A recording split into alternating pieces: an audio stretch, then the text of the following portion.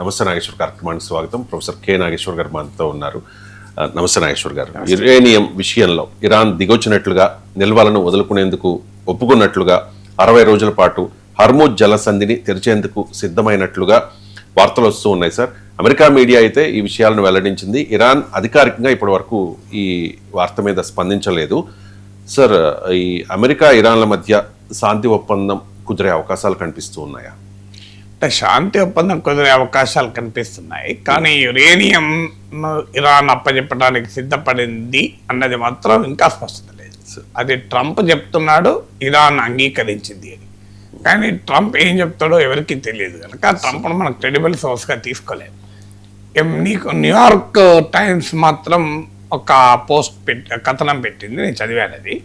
అంటే ఇరాన్ తన దగ్గర ఉన్నటువంటి 400 కిలోగ్రాముల కన్నా ఎక్కువ యురేనియం 60% ఎంరిచ్డ్ యురేనియాన్ని అప్పచెప్పడానికి సిద్ధపడింది అని. అది అమెరికాకే కావచ్చు, మళ్ళీ ఏదన్నా ఇండిపెండెంట్ ఏజెన్సీకే కావచ్చు. కానీ అదే సమయంలో మరో వెస్టర్న్ న్యూస్ ఏజెన్సీ రాయిటర్స్ కథనం ప్రకారం అలాంటిది ఏమీ లేదు, ఇరాన్ అంగీకరించలేదు అని ఇరాన్ వర్గాలను కోట్ చేస్తూ వార్తలు వచ్చాయి.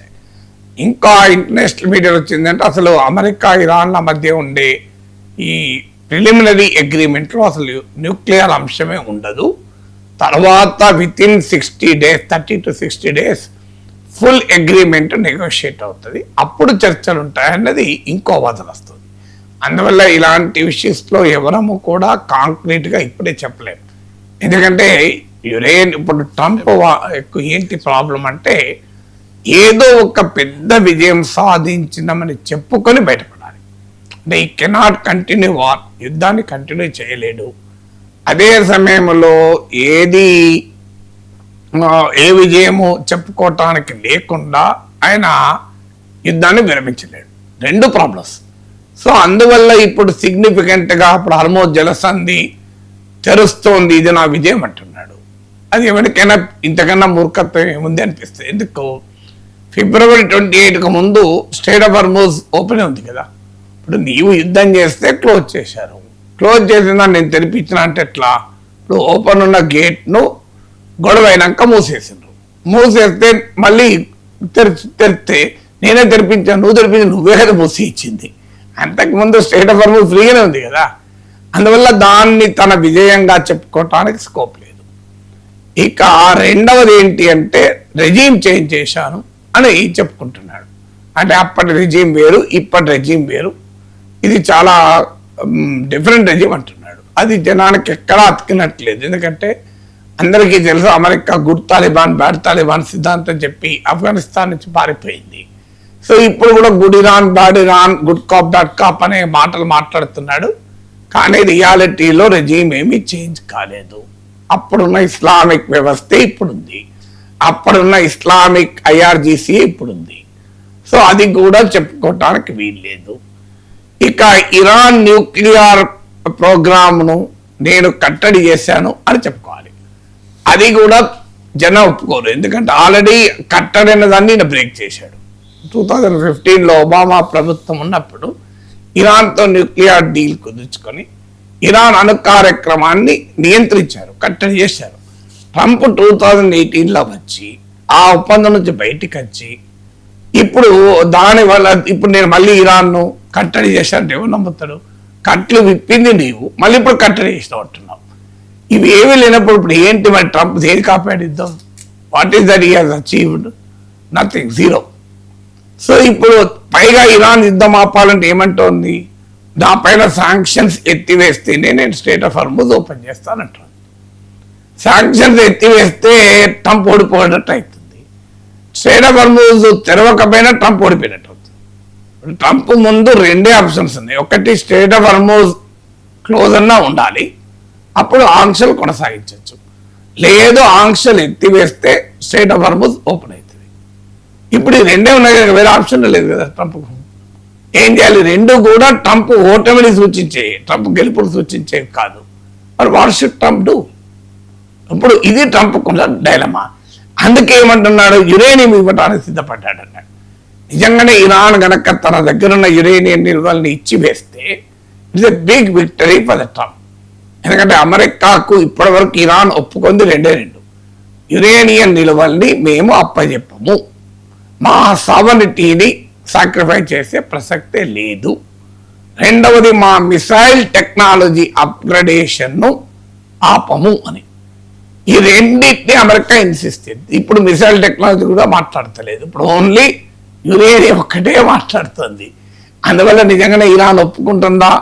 ఒకవేళ ఒప్పుకున్నా తన దగ్గర ఉన్న మొత్తం యురేనియం ఇస్తుందా, లేదా ఉపయోగపడిన యురేనియం ఇస్తుందా, వ్యూహాత్మకంగా ఎలా వ్యవహరిస్తుందో తెలియదు. అందువల్ల స్టిల్ ఇరాన్ యురేనియం అంశం ఇంకా కొలిక్కిరాని అంశం అనే చెప్పాలి. ఇక పెట్రోల్ ధరలు ఈ 10 రోజుల్లో 4వ సారి పెరిగాయి. తాజాగా కొద్దిసేపటి క్రితం పెట్రోల్ పై ₹2.61 పర్ లీటర్ అండ్ డీజిల్ పై ₹2.71 పర్ లీటర్ పెరిగిన పరిస్థితి.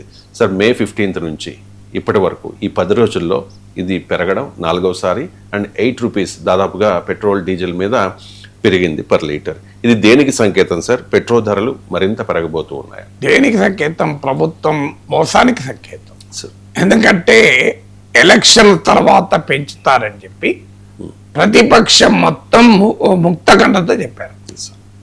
ఎప్పుడు ఏం చెప్పారో మేము పెంచము, పెంచే ప్రసక్తే లేదు అన్నారు. ఇప్పుడు పెంచుతున్నారు. ఆ పెంచును కూడా చూడండి, నేను ఎప్పుడు చెప్పాను మీకు, ఇది కనీసము ₹20 10 to 20 పెరుగుతుందని చెప్పానా లేదా? ఇప్పుడు కాదు, 1 వారం కింద చెప్పాను. ఫస్ట్ పెరిగినప్పుడే చెప్పాను, మీది ఇది ఇక్కడతో ఆగదు, 10 to 20 పెరుగుతుంది అని చెప్పాను.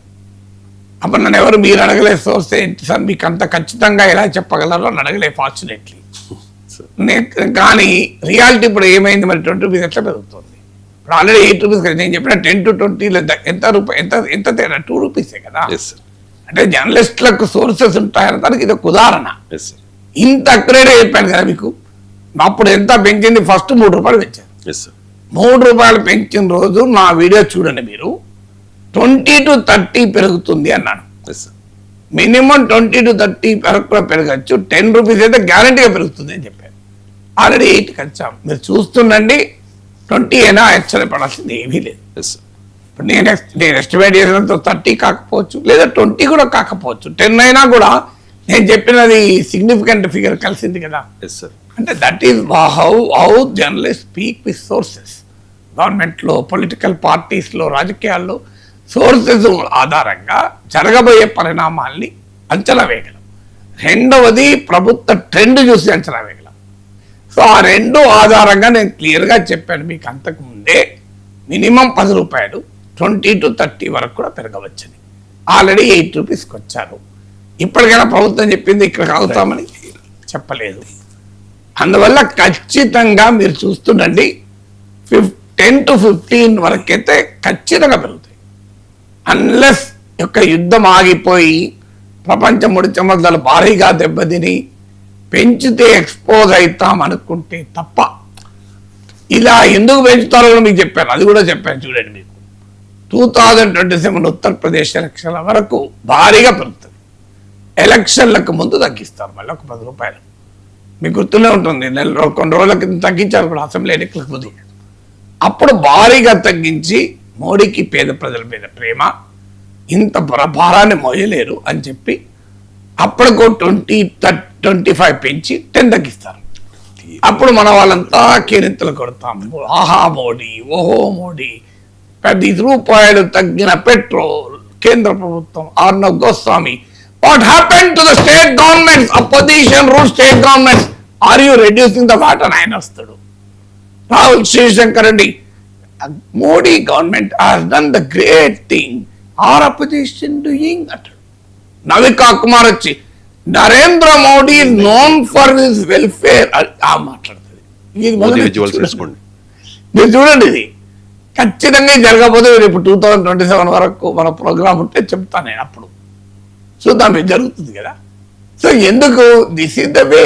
ఇప్పుడు ఇది ఇప్పుడు కాదు, ఎమ్మెల్యే ఏడుకొండల సినిమాలల్లా ఒక 30 ఏళ్ళ కిందనో 40 ఏళ్ళ కింద దాసనారాయణ ఈ టెక్నిక్ చెప్పాడు. హోటల్ యజమానులు అందరూ వచ్చి ఇడ్లీ దోశ ధరలు పెంచాలి అని అడుగుతారు. ఎంత పెంచాలి అని మీ డిమాండ్ అంటే ఆయన డబ్బులు ఇస్తారు. ఆయనకు బాగా అవినీతి సీఎం, Yes. పైసలు తీసుకొని 50 పైసలు పెంచాను సార్ అంటాడు, రూపాయి పెంచుతాడు. ఇదంతా ఆశ్చర్యపోతారు, సార్ మేము 50 పైసలు అడిగారు, మీకు 75 పైసలు పెంచాను సార్ అంటాడు. అంటే వీళ్ళు రూపాయి పెంచుతారు, ఈయన రూపాయి పెంచుతారు, 75 పైసలు పెంచారు. రూపాయి పెంచారు ఏంటి సార్ అని అడిగితే, నీవు పొలిటీషియన్ కాదయ్యా, నేను పొలిటీషియన్ను. ఇప్పుడు నీకు పెంచిన మరుక్షణమే ప్రతిపక్షాలు అల్లరి చేస్తాయి, ప్రజలు రోడ్ల మీదకి వస్తారు, ప్రజల మీద ప్రేమతో నేను 20 పైసలు తగ్గిస్తా, అప్పుడు మీరు చెప్పిన 75 అవుతుంది కదా అన్నాడు. అంటే నేను 50 పైసలు 70 ఇచ్చేవాడిని రూపాయి చేశాడు. So that is how politician functions. ప్రజలకు ఈ మోసం అర్థం కావాలి. ఎన్నికల వరకు మగలాంటి వాళ్ళ ముక్త కంఠంతో చెప్పితే ఇన్నరా ప్రజలు, అర్థం కాలే కదా ప్రజలకు. ఎందుకు మరి ఇలా పెంచుతారు? కారణం ఉన్నది దానికి ఓపెన్గా. బీజేపీకి ఎకానమీతో సంబంధం లేదు. బీజేపీకి వేసే ఓటరు పెట్రోల్ ధరలు చూసి ఓటేయడు, భోజశాల చూసి ఓటేస్తాడు, రామ మందిరం చూసి ఓటేస్తాడు, పుల్వామా చూసి ఓటేస్తాడు, ఎకానమీ చూసి ఓటేయడు. ఇక ప్రాబ్లం అయిన వాళ్ళకు ఎందుకు భయపడతారు? ఇప్పుడు కూడా ప్రజాస్వామ్యంలో పార్టీలు ప్రజలు దేనికి రియాక్ట్ అవుతారన్న దానిపైన భయపడతారు. ప్రజలు దీని మీద రియాక్ట్ అయిన తర్వాత అసలు భయపడాల్సిందే లేదు కదా. అందువల్ల మీకు ఇంకొక పాయింట్ ఏంటంటే, నేను ఎన్నోసార్లు చెప్పాను, ఈవెన్ టుడే 2014లో ఉన్న గ్లోబల్ ఆయిల్ ప్రైసెస్ ఉన్నాయి, మధ్యలో తగ్గి ఇప్పుడు మళ్ళీ పెరిగాయి అంతే. కానీ అప్పుడేమో 72 రూపాయలు పెట్రోల్, ఇప్పుడేమో 110 రూపాయలు ఎందుకు ఉంది, 115, ఇప్పుడు 13, 15 దాకా వచ్చేసింది కదా. అఫ్కోర్స్ రూపాయి పతనం ఒక డైమెన్షన్, అది పరిగణలోకి కూడా తీసుకోవాలి. కానీ దాన్ని పరిగణలోకి తీసుకున్నా కూడా ఇంకా చాలా ఎక్కువనే పెంచుతున్నారు కదా. అందువల్ల ముందున్న ముసళ్ళ పండుగ ఇంకా మీకు ఇంకా ఎక్కువ పెరిగే ప్రమాదం కూడా ఉంటుంది. 2027 ఎలక్షన్ల ముందు అప్పుడు ఉపశమనం వస్తుంది, ఆ తర్వాత మళ్ళీ పెరుగుతాయి, మళ్ళీ భయంకరంగా పెరిగి 2028లో మధ్యప్రదేశ్, రాజస్థాన్, ఛత్తీస్గఢ్, తెలంగాణ ఎన్నికలు వస్తాయి. అప్పుడు ముందు తగ్గుతాయి, ఇక తర్వాత మళ్ళీ 2028 వరకు పెరగవు. తర్వాత మళ్ళీ వడ్డన ఉంటుంది, సామిరంగా అంటే విపరీతంగా వడ్డన ఉంటుంది. చిన్న బ్రేక్ తీసుకుందాం సార్, చిన్న బ్రేక్ తీసుకుందాం.